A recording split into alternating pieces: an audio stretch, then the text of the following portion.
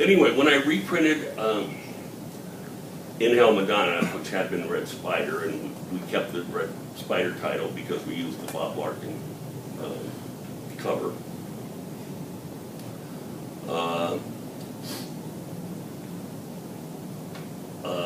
I was aware from Ed, and from Will Murray, and from Dean Cartier, Ed's son. By the way, Ed Cartier became a very good friend of mine, and I was really happy to be able, since I did some publicity work for Universal Pictures, to bring Ed Cartier and Margot Stevenson to the world premiere of the Shadow movie as my guests. And Ed was just thrilled to see scenes that he'd brought to the movie screens from his imagery. And he was also thrilled, as an Orson Welles fan, to be sitting next to the actress who played Margot opposite Orson Welles to watch it. Anyway, when I reprinted the Red Spider, I knew Ed had the printer's proofs for the Red Spider. It had never been published as a pulp for the In Hell Madonna.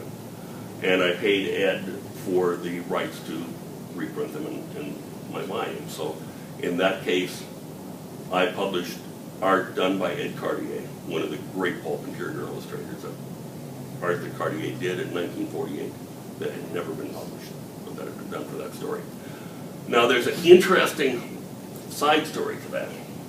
And what happened is, William DeGrucci had been editing Doc Savage in The Shadow after Babbitt Rosamond had left to become a novelist. And he was editing The Shadow and Doc Savage, and he was suddenly terminated.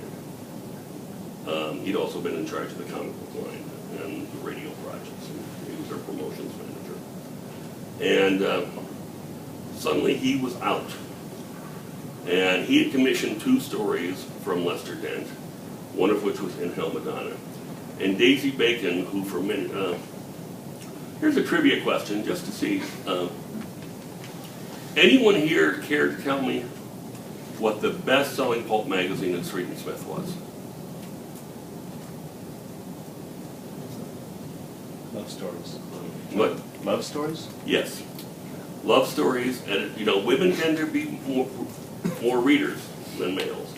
You know, we tend to have this, you know, pulp-centric or hero-oriented or detective or science fiction prejudice, but the best-selling magazine, which was weekly for many years in Street and Smith, was Street and Smith's Love Stories magazine.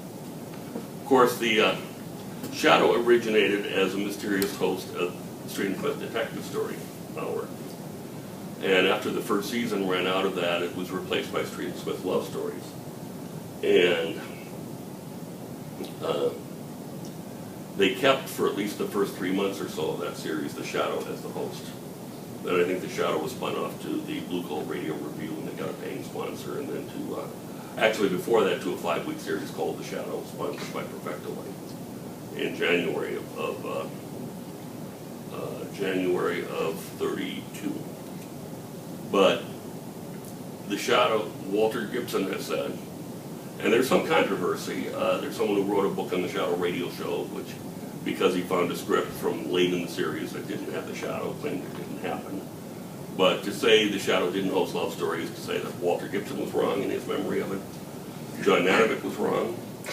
The editor of the Shadow magazine, Dick Wormser, the assistant editor of the Shadow magazine, was wrong. Edith Miser, who scripted the Love Story scripts, was wrong.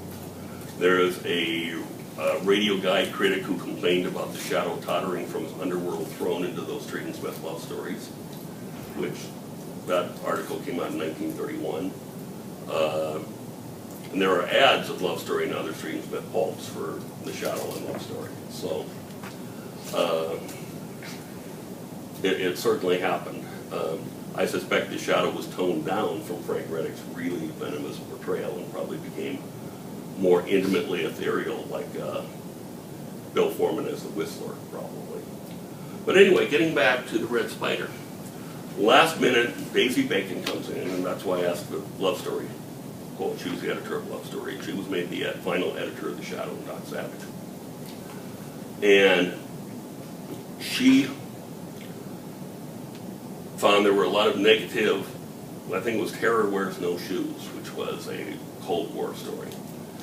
And there had been a lot of negative letters complaining about the Shadow, Doc Savage being too modern, Cold War-oriented stories. And In Hell Madonna is a fabulous edgy, contemporary, modern Cold War novel.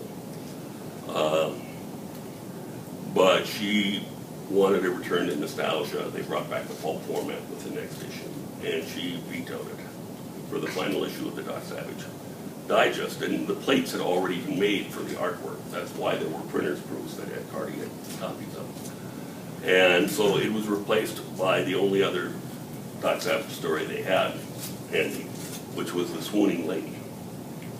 And The Swooning Lady was, they did not have time to have it illustrated. It is the only story in that issue of Doc Savage that does not have illustrations. Everything except the lead Doc Savage novel. Well, I like to have illustrations in my books. So, when I, for example, did an unpublished Gibson short story called The Purple Girasol, the first time Walter wrote about a girasol, 1931 novelette he wrote. When I included that in the Shadowbind 28, I commissioned Ed Barretto, who had done The Shadow Strikes and was a very classically trained illustrator living in Uruguay, to do 3 illustrations for it. And in this case, I said, who has some of the kind of whimsical, who's a good illustrator, but has kind of the... Ed Cartier had a lot more whimsy in his art. After he came back from the war, he almost died in the Battle of the Bulge. He was hospitalized for many months, almost died. And he couldn't do horror. He had seen enough horror. I think he was there at the release of Auschwitz, and he just didn't want to draw corpses and skeletons and such anymore. So he started getting much lighter and a lighter touch. So I figured, who Cartier would have drawn in 48. Who can I get to with some of that quality? And I thought of my friend Joe Staten, who was a longtime comic book artist, drew Green Lantern for years, drew the Avengers in 1972, and for the last 2 years has been the artist on the Dick Tracy newspaper strip. And so I have 3 illustrations that'll be in the next Doc Savage 43, the next one coming out, for The Swooning Lady by Joe Staten. And that's a plane crash in the forest. And I think they're quite pulp-like in illustrations, and I think they have some of the same texture and work. So this is the first this is the first Lester Dent Doc Savage novel to be illustrated in 60 years. And I think that's kind of neat. And that's the little extras we try and give at Sanctum Books to make these books special. And I could have just reprinted it without art, and said it didn't have art. But it's like a little bit of extra effort we try and go to give the best reading experience. Our team, I mentioned Michael Piper, who helps with cover restoration.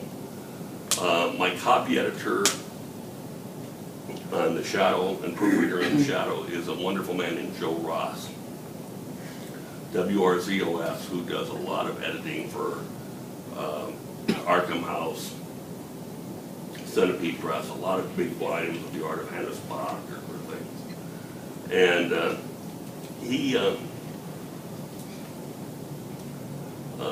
he was an editor at Gnome Press in 1952. In the mid-60s, he edited Amazing and Fantastic science fiction magazines before Barry Mulchford and Ted White. And he has a complete set of Doc Savage pulps and all but the first issue of The Shadow pulp. He also has a complete set of the Spider pulps. It's a labor of love for him. He does get paid. But Carl Gafford, who lives here in Arizona in Scottsdale, who was the proofreader of at DC Comics before I did, is the proofreader on Doc Savage and on our other non-Shadow books, The Whisperer, The Avenger, etc. And starting in January, and this is my first really public announcement, although it did get on Coming Attractions last night, as of January, I will be publishing quarterly The Spider in double novel. Girasol has given up the contract on it. And I'm hoping that I can make the Spider more successful with the same kind of historical articles and bonus features. Historical articles by Will Murray, articles on the Spider movie serial, by Ed Holst. You know, I mean, we recently did in the Shadow in volume 52, Ed Holst did an article on the Shadow movie serial.